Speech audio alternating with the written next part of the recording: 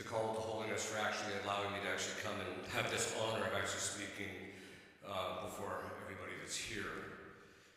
We talk a lot about holiness, and a lot of times when you hear discussions of it, they'll say things like, well, becoming holy is essentially like becoming godlike, which is true. Or they will say it's bringing our life into conformity with the life of Christ, which is also true. But a lot of times that's pretty nebulous for a lot of Catholics who don't really know what that even really looks like.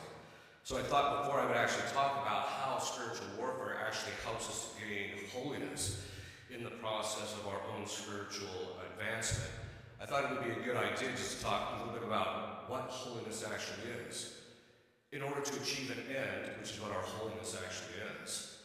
In fact, the authors, before the Second Vatican Council, used to refer to the mark of holiness of the church as the finality for which the church was actually created. That is, for us to become holy.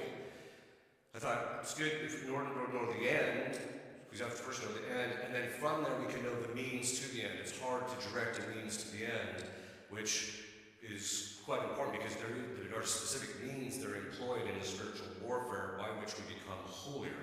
So I thought it'd be a good idea, let's talk about the end first, and then we can see how we can conform to that. So what is holiness? Well, sanctity, if you actually look at the way the authors talk about it, they say that it is basically that we have excellence in grace, right? So what grace are we talking about? We're talking about sanctifying grace. So what's the definition of sanctifying grace? Well, the definition of sanctifying grace is, don't worry, there's not an exam after this. The definition is an entitative habit residing in the essence of the soul by which we participate in divine nature. Okay, I want to unpack that just a little bit. Entitative habit means that it's a real thing. It's something that we have. Sanctifying grace qualitatively changes our soul. Unlike Martin Luther, who just said it was God's perception that changed, which is rooted in falsity. Right? That's one of the ways we know it's almost diabolic in its nature, that we're wretched for all eternity. It's just how God looks at us. How is that not any different from the way the demon's going to feel, right? In some degree. But it qualitatively changes us. What's this quality? Well, God is goodness itself. And we know that what pleases us is what is something that is actually good. And so when something is good and it pleases us, right, so then basically that's what grace actually does, because if we participate in divine nature, we are participating in God's goodness, and as a result of that, God is pleased with us. You see, most people don't make the distinction between the fact that God loves all of us and the fact that there are some people he's pleased with and some people he's not.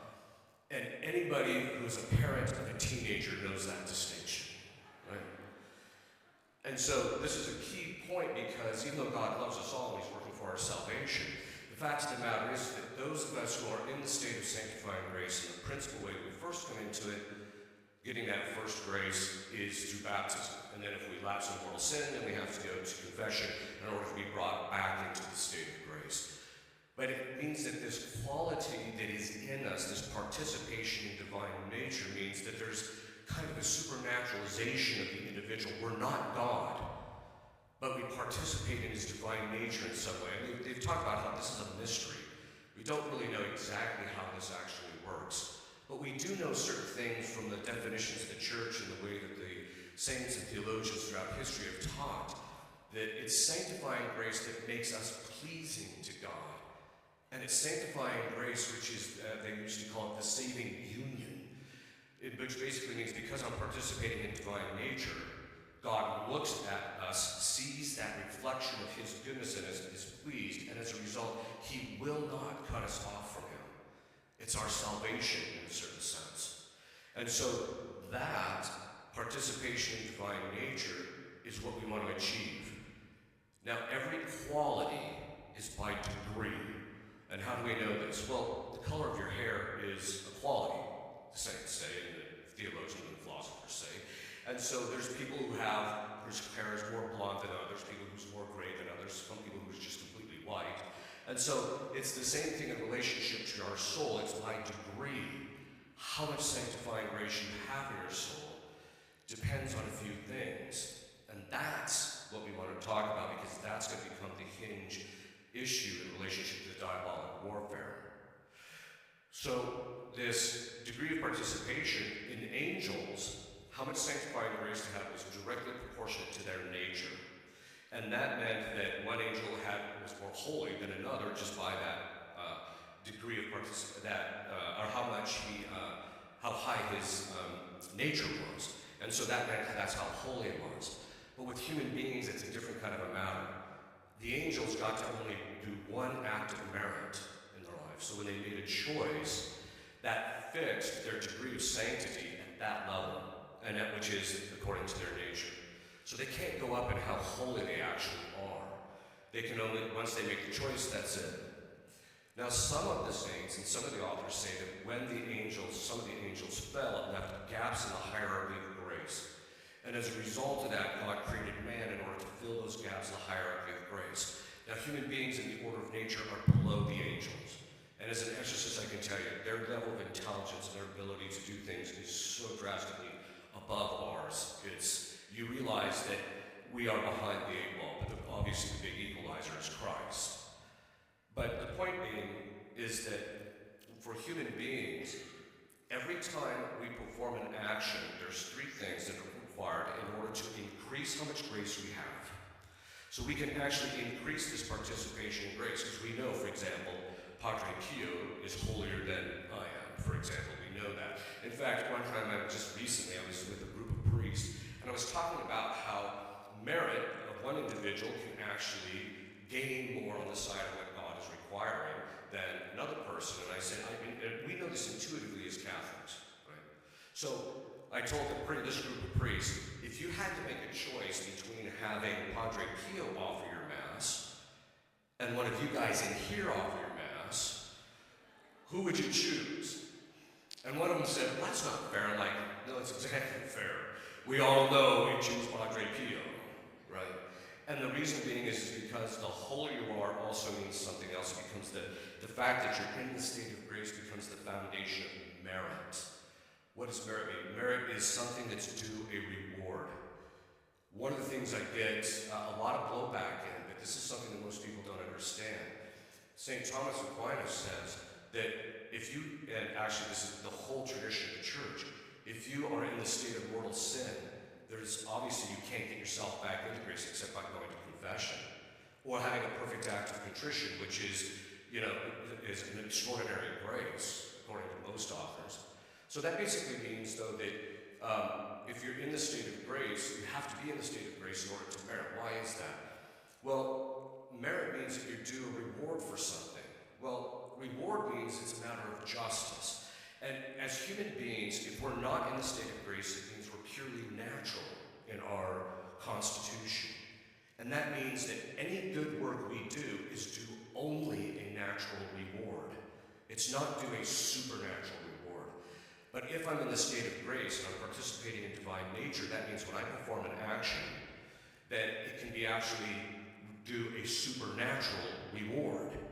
And so as a result, I can actually, one of the supernatural rewards can be an increase in grace. So if I'm in the state of grace, and then I perform a morally good action, the saints say, and then in addition to that, I then have a supernatural intention, I can actually increase, I can do this for the sake of increasing my state, my holiness or my sanctity or for other graces, and I can actually increase how much of this quality of sanctity that I have in my soul. This is a really important point, because if we're not in the state of grace, we're not due that reward. It's only when we're in the state of grace that we're actually due that reward. And this is why St. Thomas says, does God hear the prayers of sinners? And the sinners is just another name for those who are they're in the state of mortal sin. And he says, no, he doesn't listen to their prayers, except insofar as it's necessary to get them back into the state of grace. And by that, he's saying that in the end, it's not due a reward. The prayer that someone does in the state of mortal sin is not due a supernatural reward. This is why demons are constantly trying to get us to fall into that state of mortal sin. It's also why there's so much confusion about grace and the doctrines that revolve around grace today, especially regarding merit. Okay, But basically what this means is we can perform actions to increase how much of this quality that we have in our soul that makes us pleasing to God. So the more we have it, the more pleasing we actually become to God. So when I said you had to perform good actions, so basically that means that I'm going to have to perform an action, if it's good, that by nature is going to increase my virtue. You see, one of the reasons why Our Lady's prayers are so efficacious in the sight of God, other than the fact that the saints say anything she asks, she gets, but it has to do with the fact that if you have to be in a state of grace and you're performing an action for a supernatural intention and you're actually performing a more meritorious and good act, that means that the building of virtue, as St. Thomas says, is voluntary. But that basically means that every single action Our Lady ever performed voluntarily in this life was morally good, she was in the state of grace, and because of her burning charity, it meant that every single action she ever performed did two things. It increased how much sanctifying grace she had in her soul, and it also increased her virtue. Every single action she did built virtue, which makes her different from everybody in here, right? All of us have performed things that reduce our virtue or affect our virtue. So this is why the authors say that the definition of sanctified perfection, which is what holiness actually is excellence and grace, to have a lot of sanctifying grace in our soul, and the adornment of the soul of all the virtues. It's precisely in building the virtues that I become holy when I do it with a supernatural intention and I'm in the state of grace.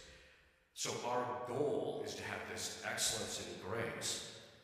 Now, and that means that the means is the virtue. That's where the intersection of the diabolical warfare comes into play.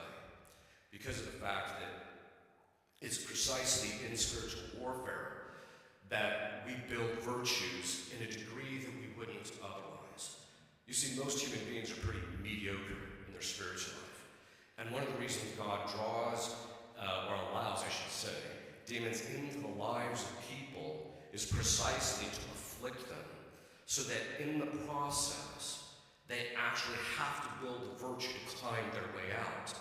This is something that we see with possessed people all the time. Some of the most holy people I have ever met are people who are possessed when they fight the battle. But I want to talk concretely about this building of virtue, because this is what the demons are constantly trying to get us not to do.